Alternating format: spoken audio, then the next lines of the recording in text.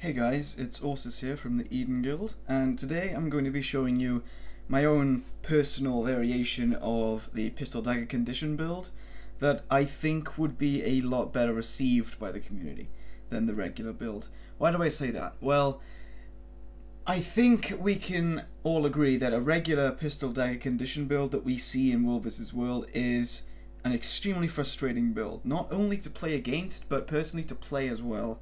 Because I feel that simply playing it is boring, and it's passive, and it's just not engaging to me. Like, the massive long duration stealths and the coming out at random points to kite an opponent around and then running away again. It's not a very interesting playstyle. And I think that this particular variant, which is only now made possible by the new patch, will not only be more interesting for the player using it, but for the players against it as well.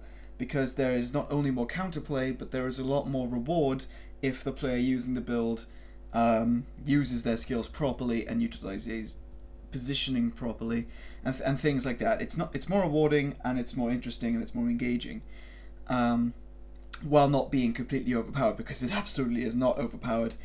If you lock this kind of build down, it has no chance of surviving. Unlike a regular pistol dagger, which has tons of long duration stealths, and this build still has a lot of escaping capabilities, but they are exhausted a lot quicker. And we don't have shadow step. Well, you can have shadow step if you want to, but we don't have shadow refuge, which is one of the big ones that contributes to survivability. And yeah, so I think this will be a lot more interesting to play, and I think because it plays so differently compared to the regular build, it'll be much more refreshing for the even for the veteran thieves out there. So after a lot of experimentation, this is what I've come up with. I've come up with a base set of traits. There are still a couple of points that you can spend wherever you want to, and then the equipment as well. So here we've got, I mean, it's not exactly revolutionary, but we have all dire gear here. We have toughness, vitality, condition damage, armor, with runes of the Trapper, which is a new rune set that got introduced in the new patch. You can buy the recipe on the trading post, and you can get it from mobs in World vs. World, as far as I know. The creatures in the towers and things like that. But it's quite cheap on the trading post. It's like 1 gold or less, so you can just go get it straight away if you want to.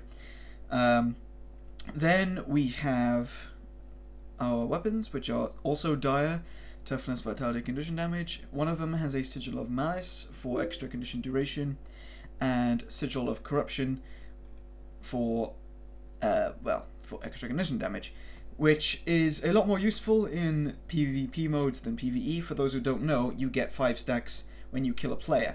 So you only need 5 kills if you're running around in a Zerg to get full stacks, which is very useful.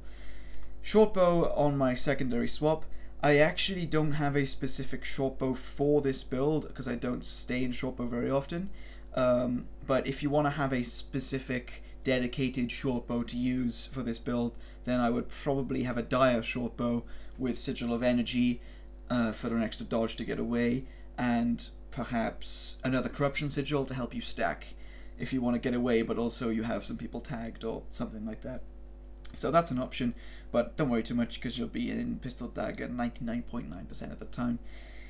Now, on to accessories. These are all dire rabbit, so we have a little bit of precision. We have no choice because there's no pure dire option. So we have a little bit of precision, some toughness, some vitality, and condition damage. I only have the spoon here, which has no vitality, just because I had to get it for the collection, and I didn't have any commendations left. So, if you want to get all of them, then you would get the other equivalent of Matriarch's Quill. I'm not sure what the name of it is, but yeah, you would get the other option for that, the defensive infusion accessory. So that's all pretty standard. Now let's move on to the traits. We have this, which is the base setup. This is the framework which you can expand upon yourself, and then I'll show you the options that I am most familiar with. So first of all, I always have 1 Deadly Arts, because the more conditions we can apply and the more variance we have in our condition application, the much better and the much more effective we are. So I want to make sure that we have a lot of access to poison. We have a little bit of access to poison. Well, I say a little bit of access. We have good access to poison from Needle Trap, but I want more. So we have that goes up to about 14-15 seconds if we have food. I'll show you that in a second. So we have poison on steel, absolutely necessary, very, very nice. Then we come to Shadow Arts, a minimum of 4 points. So we have removing conditions on stealth, which is always good, and pretty much a guaranteed choice for most thieves that are going to be running Shadow Arts. Cloaked in Shadow, not taken very often by someone using a dagger pistol because they have the blind from Black Powder. But for PD, it's very good to have this kind of blind, either when you're applying a trap to get stealth or using Cloak and Dagger. Because you have to be getting in close to get your access to your stealth, and you can avoid a potentially fatal hit, or just any hit for that matter, to reserve your health. So yeah, that's a very good choice. And since we have tons of initiative available to us from Trickery and from well, just from Trickery, and from the regeneration rate that was buffed a while ago, we don't need Infusion of Shadow so much anymore. It used to be a default choice, but not so much these days. It's still a good choice, but it's not necessary if you're playing your cards right. So these are the main two traits that I use in Shadow Arts. Moving on to Acrobatics, we have Master Trapper, which is absolutely necessary to be fully effective. I mean, it's self-explanatory, reduces recharge on all of our 3 utility skills here. And then we go to Trickery, Uncatchable, absolutely necessary. The cripple is just too good to ignore. There's so much cripple so often that you will find kiting opponents 10 times easier if you have this trait available to you, even with your stealth utilities and all things like that. Then we go up from Preparedness to Ricochet. Ricochet is astoundingly good for when you're being outnumbered. If you're against 2, potentially 3 opponents, you can put down a ton of pain, not only with Sneak Attack, 5 bleeds bouncing between opponents, so you can get up to up to 10 bleeds per opponent sometimes. Yeah, this is just generally an extremely good trait, especially when you combine it with Body Shot. Body Shot will bounce if you have Ricochet active, so you can immobilize a group extremely effectively if you just spam this. You know, if you're in a group with 1 or 2 other people who are putting down the main punishment, if one of them is, like, for example, a Fresh Air Ellie or a Burst Mesmer or something like that, you can lock down an entire group of people with Body Shot and Ricochet so easily. Body Shot has received a lot of criticism, and I do criticize it a lot, but for this particular build it is extremely, extremely useful, so do not overlook it. So these traits are the base for the build, and now I'm going to show you my personal investments on the last 3 unspent trait points. Excuse me. So what I do is usually this. I put Shadow's Rejuvenation to get extra health regeneration, and because our stealth utilities, our traps, are much more intermittent, it's much more in and out, much more active in terms of our playstyle. We don't have huge long duration stealths, so the more regeneration we can get while we're in it, the better, because this is a very aggressive playstyle, and the extra dodges goes along with that because we don't have lots of going in and out of stealth in the other build. We don't need a lot more dodges, but for this particular build, because we have like sort of bursts of 3-second stealth and running around, we're going to be interacting with an opponent a lot more often than the typical PD, so we're going to be needing a few more dodges. Some people like to have this trait anyway on a regular PD build, but I don't see it used that often. Usually I see them with 6 Shadow Arts and 6 Trickery to get the confusion. So this is the setup I like to go with, but a couple of other options are to get rid of that and that, and to do this. This is another popular option that I sometimes run with. If we get Bewildering Ambush, this is yet another condition to go on top of our repertoire of damaging conditions, and it also helps to cover the poison and the bleeds and the torments, the main conditions that we want to be worrying about. But Confusion is still a very good condition. You know, not saying that it's just used as a cover, but the more the merrier. And the same applies to Corrosive Traps, which I'm putting up here, because the more the merrier, yet again. The more conditions we can put down at once, the more difficult it is for their condition removal to eat through towards all of the bleed stacks and the poisons and the ones that are actually dealing the majority of the condition damage to the opponent. So if you feel that you need that condition pressure, then this is a very good option. You won't have as many dodges and you have much less sustain, but it is an option if you're in smaller engagements. But for the most part, I tend to stick with this setup simply because I find the sustain a lot more valuable, and the condition pressure is more than enough the way it is at the moment for most opponents. I mean, the only ones I particularly struggle with are Guardians that have absolutely ridiculous amounts of condition removal, but those are fringe cases most of the time, so I don't find myself needing that vulnerability and that confusion to cover the rest of it. So those are the variations that I go with, and as a last indicator of the build, here are the foods I use. These are simply in the interest of affordability. I don't buy the super expensive stuff. So we've got koi cakes, which are 40% condition duration. There's also the rare veggie pizzas, and there's another option, I think, I can't remember what it's called. Oh no, I think those are the only two. But anyway, 40% condition duration is the one that you want for your food. And then your utility, you can either get a tuning crystal of your quality choice, doesn't matter which one, or you can get a toxic focusing crystal, which gives you extra condition duration, which is extremely good, and condition damage, which is again extremely good. So if I show you what happens if I put these consumables on, if we go to our traits, Steel now applies 16.5 seconds of poison, and Uncatchable now does 8 seconds of cripple every time you dodge, and because we have more dodges, we can put down a ridiculous amount of cripple to kite opponents around now. And if we look at our traps, Tripwire now does 8 seconds of cripple, Needle Trap now has 5 seconds of immobilization, 10 seconds of poison, and then we look over here, Torment is 8 seconds long, our bleeds are 6.5 seconds, like that's not particularly as amazing, but you know, all of these conditions are extremely effective. And now that I'm going to show you the effects of the rune, so let's say what I usually like to do is play Shadow Trap before an engagement, because the stun break is very important, and if you feel the need, you can kite the opponent back towards where you planted the Shadow Trap. So we plant it and we immediately have stealth and super speed to get close to the opponent and to fire off sneak attack or whatever. So one of the big factors to consider when you're using this build is the way that the Rune of the Trapper operates.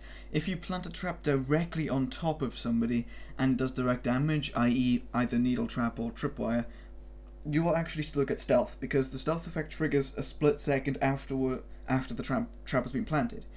So if you go directly next to someone, put a Tripwire at their feet, it instantly knocks them over, but you get stealth sort of a split second after they've already been hit. So that's one of the big factors towards the rune's success and its versatility. However, you can also just plant the traps anywhere you want in order to get the stealth effects, and if you don't think the enemy's going to actually hit where you are, you can be in stealth for the whole duration and things like that. It's all about the positioning and how you use the traps in order to get the effect you want, whether you want to be in stealth for a long period of time or whether you want to actually get these effects of the traps ASAP. It's all up to you, and it's all up to the context of the fight that you're in at any given time. So what you're seeing at the moment is just a bunch of clips. They're not exactly amazing showcases of my personal skill or anything like that. These are just little excerpts of my adventures with a couple of guildies, roaming around in Edge of the Mists and in the Borderlands sometimes, just to show like what the build is capable of doing. Some of it is PD, some of it is more general to PD, but a lot of it will also show you the potential of the traps and how you can fight while outnumbered. I mean, I'm not going to show you clips where I'm always successful and they're all out-leveled and I easily kill them all, because that doesn't serve anyone. And a couple of these encounters we do in fact lose, mainly because we were extremely outnumbered, or because we made mistakes, or because we weren't spec'd in a way that was favourable to the specs of the opponents and things like that. So, you know, I'm showing you probably a more realistic scenario of how the build plays, but when you're against, when you have a very good matchup, when you're in a good skirmish, like 2v3 or 3v4, whatever, playing your cards right with a bunch of other people, you can bring so much utility and so much punishment. It's extremely good, and it's much more fun to play than a regular PD build. And the best part about it, personally, is that there is absolutely a way to counter it.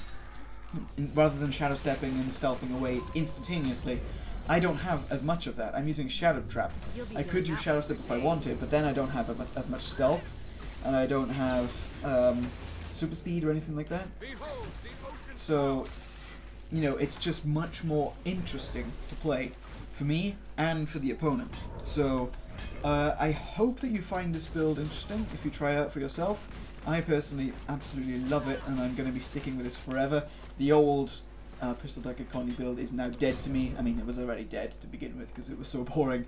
But hopefully I'll see this a little bit more often because it's just so much more fun. At this point, I'll just be providing commentary on the clips that I've provided for you. So the actual build discussion is done. It's just talking about how I'm playing it now. So if you're not interested in that, then feel free to leave. Thank you for watching. So we go into this fight heavily outnumbered. I'm not exactly sure who is who and what class is what, or actually how many there are in total by the end of the fight. But we actually went into this fight to save another player. I'm not even sure what happened to him. I think he ran away. But we got caught up in the heat of the moment. So my fresh Ellie friend managed to nail that Mesmer down pretty quickly. But the two Greatsword Warriors, the Guardian and the Ellie, and the Necro at one point managed to swamp him because he is a fresh air Ellie. He's not massively sustainable. So he gets done fairly quickly, which is a shame. Which leaves me alone, but you know, what can you do? So he's got the Mesmer down, and I finish off him while I'm using the traps to gain stealth. The Necro again manages to get him down with Condis, and the Greatsword Warriors jump on him at the same time. I do try to save him, but that's not going to happen, so I use Shadow Trap to just quickly get away. And then it's just me versus these guys. So first of all, I target the Necro because he is the biggest threat to me at the moment. Make sure I wait for my Condis to tick down first, use the cover of stealth to get him down. He is up level, but what are we going to do? Then we have the Greatsword Warriors and the Guardian. I target the Guardian first, obviously. So here he goes, and I plant the traps again to keep getting stealth and to keep changing my position. Yet again. And the Condis are just completely pressuring this Guardian. He cannot keep up. He has to remove them or he's just going to go down. So I use the Necro Fear to just make sure that those Condis tick down to finish him off. Use Shadow Trap to basically shake them off in that way, which is much more reliable than using Shadow Refuge because it's just a big circle. So now it's just me versus those two. Use the Tripwire to prevent him getting that Eviscerate off. And unfortunately, at this point, I get stunned, and that's it. Just one stun was all it took to stop me in my tracks once my cooldowns weren't available. And that was that. Next up against an SD Thief, who is doing the typical 2066 thing, the shutdown and the boon removal and all that stuff. So immediately the pressure is on. He just tries to get away, immediately refuges within seconds of getting caught in the traps. So I plant another one just to get her caught in it, giving myself some stealth to keep going, and she jumps out immediately. And yet again, the Condis are just the general PD thing, but they do pressure her into immediately trying to get away. So in a couple of seconds I actually put down another trap, which stops her in her tracks. Yet again, she goes down. More Condi pressure from the opening, and from that, and along with the ambush, she is now gone. She is not coming back. I just put down a little more just to be safe, but yeah, she's run away. Next, I managed to kite away a Longbow Ranger and a Thief, and immediately I start putting down my preparations. The Shadow Trap is down, the Thief's guild is out, and the Thief simply cannot compete with this amount of pressure, and he's already either out for the counter or refuging. I mean, I do eventually find he's refuging right there, but it doesn't matter. The Ranger now can't compete with the Condi pressure either, especially from that ambush, which completely shut down his longbow capabilities. The Thief just flies away, somehow, spamming 2, I think. And here he goes again, trying to continue the pressure, and yet again, the Condi pressure from the general PD setup without the traps stops him in his tracks. He's already making a fast getaway, but it's too late. The Torment has him. Unfortunately, he does kill a mob, which does resurrect him, and then he manages to run away. But, you know, that's the way the cookie crumbles. So here we find ourselves against the Longbow Ranger again, and here you can see a better example of just what Body Shot can do. I'm stuck. So we get a couple of traps down. Very easy to dodge the number 2 skill, the Rapid Fire, because they have faster cast time. Everyone thinks it's mega dangerous, but one dodge is all it takes to completely ruin the effect of it. So he uses the damage reduction signet, which does absolutely nothing to prevent the damage coming from my Condis. Put down a lot of punishment from Body Shot and the trap, and that's him done. So thanks for watching so far. Unfortunately, there haven't been that many amazing opportunities to get good gameplay clips. I'm just unlucky with finding good skirmishes. So if I do find any more good encounters, I'll be sure to upload them when I get the chance. But for now, thanks for watching, and I'll see you guys another time. Hope you enjoy the build. Peace.